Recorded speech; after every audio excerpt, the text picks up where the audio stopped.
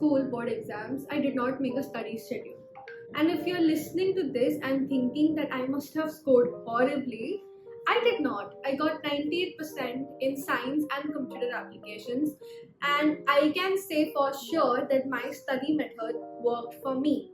And today, I am going to convince you why you should not make a study schedule. If you're new here, hey, I'm Vamika, a 17-year-old girl from India trying to unshamedly share all the silly mistakes I've made while trying to become my best self, and also the things that have worked for me, in the hope that you can find your own path to self improvement. So, if coming along the journey of a teenager trying to navigate big dreams sounds like something that you would be interested in, then make sure to click the subscribe button below. Welcome to a teen's guide to creating impact. Through this video, I am about to drop a little bombshell on you and explain why making a study schedule can actually be very harmful towards your grades, but I'll also share what you should do instead. The first reason I don't like study schedules is because of all of the rigidity. So usually when I used to make schedules, I used to make 4-week long schedules, and the thing is, I would spend 3 hours making it and I would never follow it. Maybe maximum 2 days I followed it, but after that, never. I have never followed a study schedule for longer than a week. And what I can say from that is that study schedules don't have any space for your fluctuating hormonal levels or your fluctuating energy levels. What I mean is that when we make a very rigid study schedule for 4 weeks, how can you anticipate everything in the future correctly now? You can't, right? So what if you fall sick one day? How do you make room for that? What if you don't want to give your 100% every single day? You need to have room for that, and a study schedule does not allow you to create a room for that. Also, if you menstruate, then you must know that your energy and hormonal levels fluctuate like crazy throughout the month. So how can you make sure that your study schedule will have space for all of this? You can't, right? And this is why you need to ditch your study schedule and find a better approach to this. And there's another thing. So when I study subjects like physics, if I usually think that okay, a topic is going to take me 1 hour, most of the time I'm wrong. Most of the time, the thing that I'm studying actually takes me more than the time that I anticipated or less.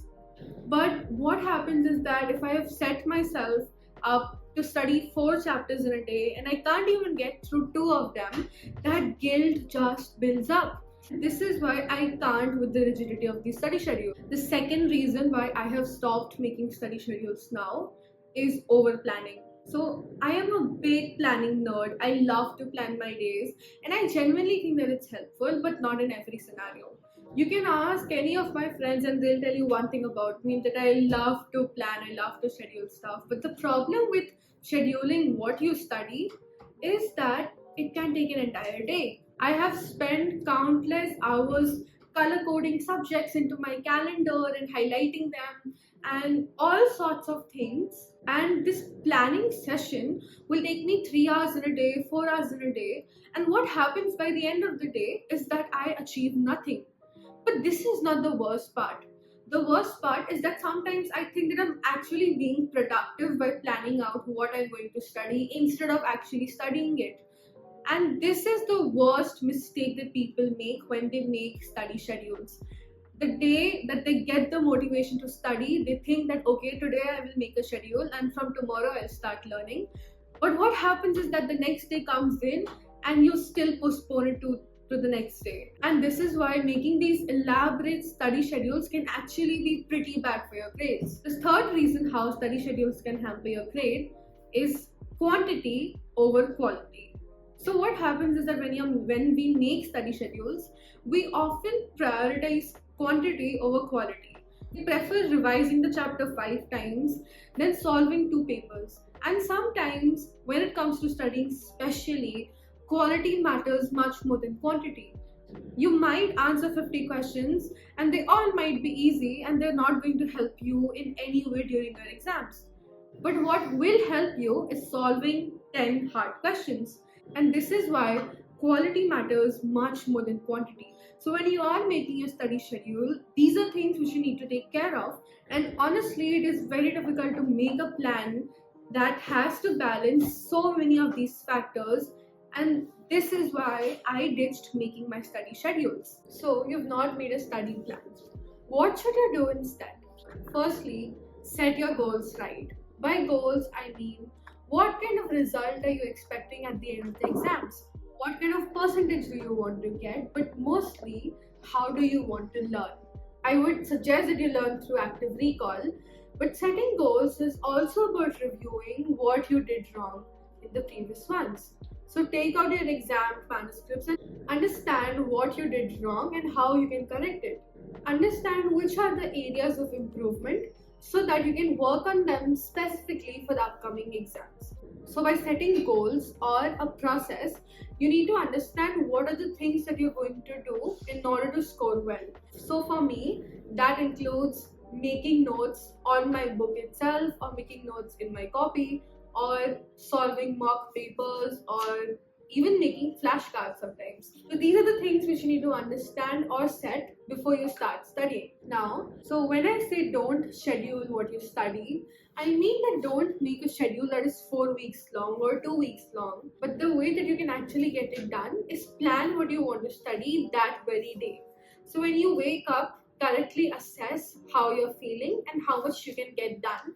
And on the basis of that, plan what you're going to study that day.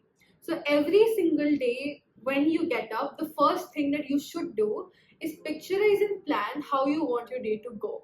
And on the basis of that, you should make your study schedule for that day and follow it. So now coming on to how do you select what to study? Since you have not made a study schedule, it should not happen that by the end of the exam you've just covered a few topics and left out the majority, right? So to avoid that, you should use a revision based study schedule. This method of figuring out what you want to study, I actually saw this from Ali Abdal, who's a very popular YouTuber. I'm sure you must have heard of him.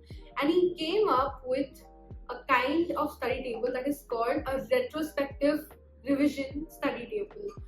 And his video will be linked below if you want a much better explanation. But I do want to give you the gist of it. And I think for the past 1.5 years, I have been following this method of studying.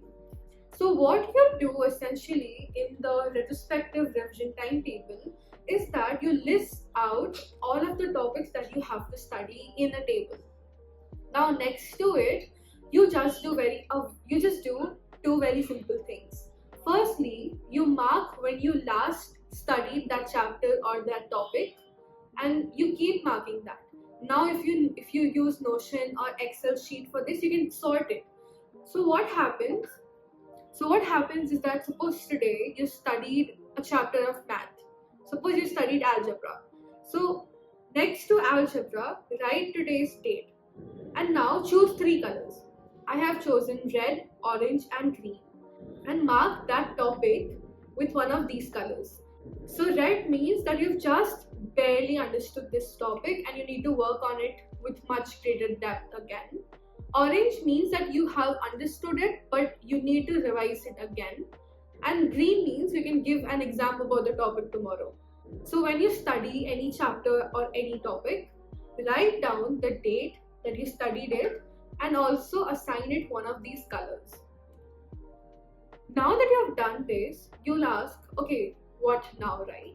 So every time that you sit down to study, you need to see which topic did you study last. Because our memory works in such a way that in every few days, you need to revise what you have learned in order to keep it in the brain. So if you studied a chapter 2 or 3 weeks back and it's marked red, then it means that you should probably study it again. But if you studied something 4 weeks back and it's marked green, then you probably don't have to study it again, right?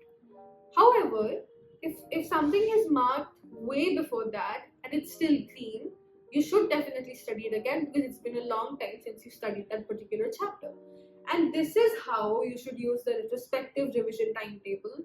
Click on the link in the description below to get access to the Notion template which you just saw. And when you get access to the Notion page, click on duplicate to duplicate it into your own workspace. And with that, we come to the end of this video. I hope I was able to convince you why you should ditch making study schedules and instead adopt the retrospective revision timetable. And if you have any feedback, feel free to share them in the comments below. Thank you for sticking around, and don't forget to subscribe below for more such content.